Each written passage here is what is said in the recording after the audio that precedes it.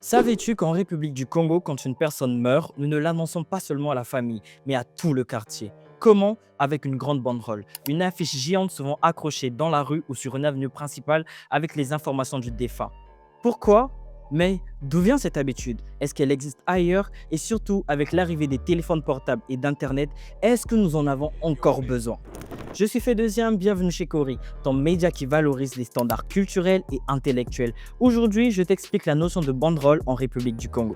Ici, les banderoles funéraires, c'est toute une tradition. Nous y mettons la photo du défunt, son nom, ses dates de naissance et de décès, et quelquefois un message comme «Repose en paix» ou «Ton souvenir restera gravé».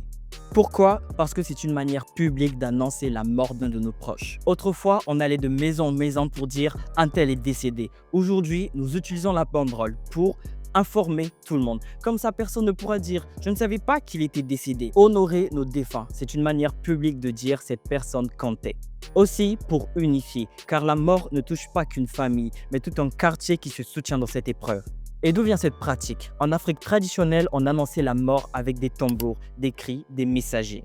Et avec la colonisation et surtout l'arrivée de l'imprimerie, nous avons adopté les avis écrits. Mais cette pratique n'est pas que congolaise. Au Ghana et au Nigeria, il y a des posters sur tous les murs, parfois même plus grandes que des affiches de concert.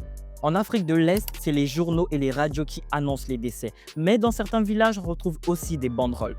En Asie et aux Philippines, on retrouve des banderoles funéraires devant la maison du défunt offertes par des amis.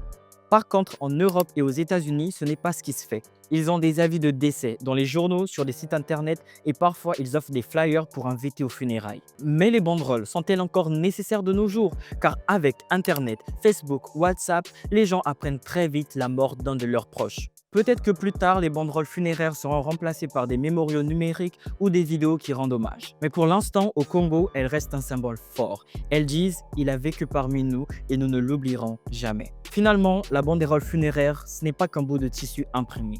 C'est tout un acte honorable pour nos défunts. Une façon de matérialiser la perte dans l'espace public. Et dis-moi en commentaire si tu penses que c'est une tradition à garder ou qu'avec Facebook et WhatsApp, nous pourrions très bien nous en passer.